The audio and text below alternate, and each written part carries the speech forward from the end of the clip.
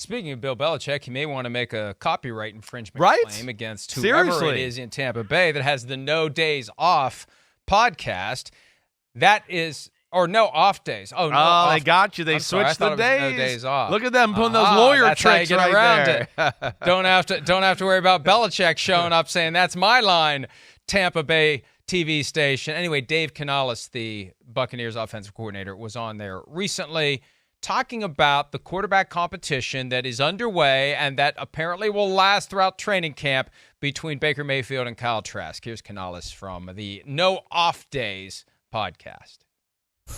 Why is it so important for you to have a true competition at quarterback?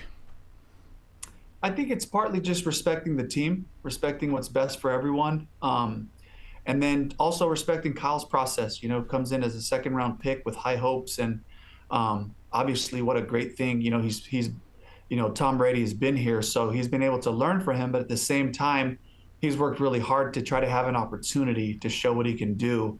And on the flip side too, I think Baker's, would he love to just be named the starter? I'm sure, but Baker also knows, this is his road back too, and he's from Cleveland to Carolina to LA, he's been told no a couple of times. And so for him to be able to come out here to win the team over in his own right, to perform and to show them that he can be the caliber quarterback that he believes he can be, I think I owe it to both of them and the team to put the best guy out there. Interesting stuff Canales said. Before we get to that, though, I assume that was from his office somewhere. Right. That clock on the wall with the seconds ticking away, that thing would not make it more than 5 minutes if it was in my field of vision. Do you really want a clock that is there in red LED ticking the seconds away of the day of your life? Do you really want to see that? I sure as hell don't. I'd rip that thing off the wall and throw it as far as I could, which would be maybe 20 feet. I don't know. What, you don't like to see the ticket? It would annoy the hell out of me. Seconds tick away. It would annoy the hell out of me. Yeah, I mean, I don't know. It's for me, when I'm in a workplace, I kind of like stuff like that. It kind of makes you, on time. I always know exactly what's going on. I got one of these big damn clocks sitting right in front of me right now. So I can handle it there. If it was at home, it would drive me crazy. Work, I can handle it. The purpose of the clock in the studio is to make you aware of, when the show ends and when we have to shut up and when our breaks are. There's a reason for it in a TV studio. I don't see a reason for it on the wall in your office other than to make you anxious. So anyway, he's got enough reason to be anxious. He's trying to preside over this quarterback competition. And Chris, this reminded me of a couple of things I've learned from you. It's different layers of football politics. On one hand, we put a second-round pick into Kyle Trask. We got to put him in this competition. It's got to be real. We can't just pull the plug on this guy we used a second-round pick on, or we look like idiots for using a second-round pick on Kyle Trask. And then, on the other side of it, we can't just let Baker Mayfield waltz through the door and create this impression he's having something handed him. He's been this kid who seems entitled his whole career. We can't just hand him the job. So we got this phony competition that presumably Mayfield is going to win. I mean, if Mayfield loses a fair and open competition with Kyle Trask, that says a hell of a lot more about Mayfield than it does about Trask. But I feel like they're balancing these two political realities where we can't hand it to Mayfield and we can't pull the plug on Trask. So we're going to do this competition indefinitely into training camp. Yeah, I think there is a little bit of that. I think it's a real competition. I think by just in lieu of what like we talked about at the time, Baker Mayfield's not making enough money to just go, oh, he's the starter. And then there is a second-round pick, like you said, invested in the other guy. So, yeah, do I think Baker Mayfield would have the edge? Certainly. But at the same time, I think we know there's going to be people in that organization that are also going to go, wait, we know what Baker Mayfield is already. Kyle Trask, there's some hope. He might grow into something. We don't know exactly what he is. And, of course, he's going to have a faction of people in the building that like him already, and that's why he was picked as the number 2 pick there. So that's where I do think it's legit competition here. I do, and we'll see. I'm with you in that I think Baker has more talent. I would expect him to win. But there's some things here at play with Kyle Trask and also with Baker. We know this too, Mike, right? He's a gunslinger. He wants to throw the ball and make big-time throws. And I think Todd Bowles is looking at it like, wait, we threw the ball enough the last few years. I'd like to play some defense and run the ball and take care of the ball a little bit and play that way. And Baker's going to have to show that he can play that way and take care of the ball too. There may be another element of football politics that influences my view on Mayfield more likely to win this than Kyle Trask.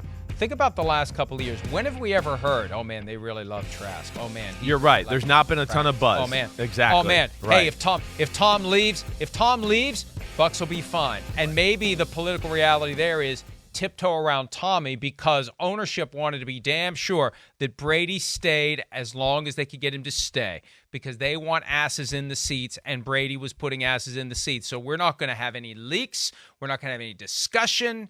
You know, maybe they secretly love Kyle Trask. Now, if they did, they wouldn't have needed Baker Mayfield. But, you know, I can see why there weren't reports of how great Trask looks and how anxious they are to give him a chance and how if Tom doesn't come back, we'll be fine. We haven't heard a peep of that.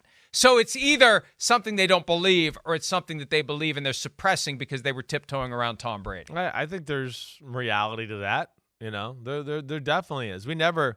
I'm a big believer in the buzz aspect. We're going to talk about some other quarterbacks here in a second, and I'm going to go, well, see, here's some buzz already about some of these guys, some rookies and whatever else, and I think that holds true. Here's my two recent buzz guys that I remember hearing in training camp. One was Josh Allen. Remember? LaShawn McCoy was like, oh, my gosh, Josh Allen's going to be a star, right? And he came out and was like, he's got a rifle and he's fast. And then everybody on their team started saying that. Justin Herbert heard the same things, right?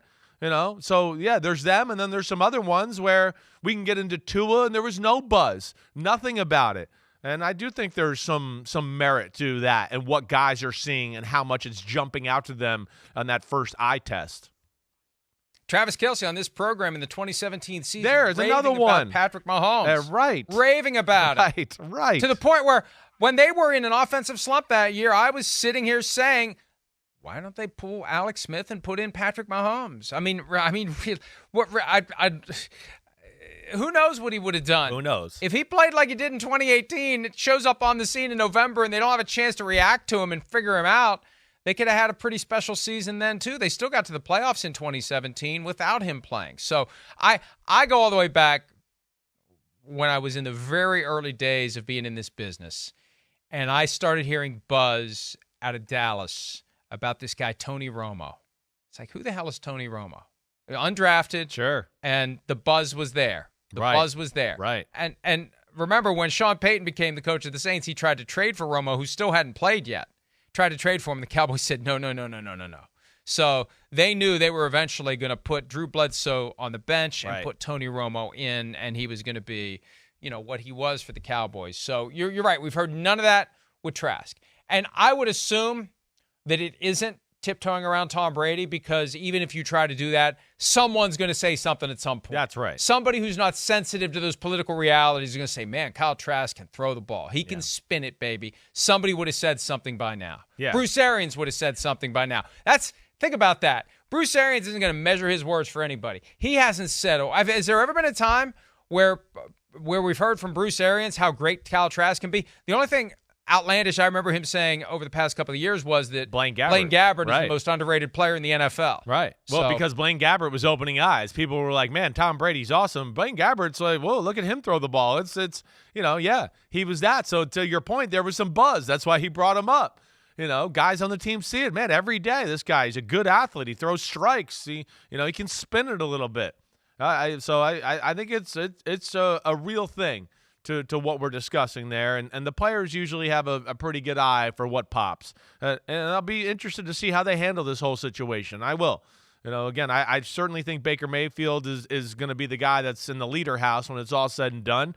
But he's got to go out there, prove it. And Dave Canales, he's got a little bit of a history with this. He just dealt with this last year with Geno and Drew Lock, so he can certainly draw on that experience a little to help himself out here. My concern with it, though, the longer the competition lasts, the harder it is to prepare the winner for week 1. And maybe the competition itself serves as preparation, but at some point, I want my starter to be getting all the reps. I don't want to have to dilute my starter's reps by giving them to the person he's competing with. I want my starter to be fully prepared. And I don't know when you make that pivot if you're the Buccaneers, but again, if this is about letting Baker Mayfield earn it and letting the other players realize he's the better option, it shouldn't have to go all the way until the end of the preseason. No, I think that's fair. I think if it's, if Baker Mayfield does what we expect, I would think that, yes, there's some there halfway through training camp, we have a good feel or they're starting to tell us he's the starting quarterback. If it's really close, all right, maybe it goes down to the last preseason game, the last week of training camp, like we saw with Geno and Drew Lock last year. It kind of went that way. We felt like Geno was in the leader house there. They were going to give Drew Lock every opportunity and chance. I'll be definitely interested to see how long they let this play out. And now that you said leader house twice, I am compelled to remind anyone out there who will fill up my email inbox with the latest Simmsism, you got to keep up. That's one keep that up. He's embraced. That's an old one that he's decided to co-opt and turn into an actual term, leader house. And there are several like that, reading between the tea leaves. I get those. And that you're telling on yourself that you're a late arrival to the party, because if you've been around, you would know. Leader house, reading between the tea leaves. I'm sure there are several others. Those diamond in the haystack. That's one. Oh, God. Anytime you say that, email. Oh, new Simmsism. Nope. Keep up. Hi, it's Mike Florio. Thanks for watching PFT on YouTube. Hit subscribe for the latest news and analysis from Pro Football Talk.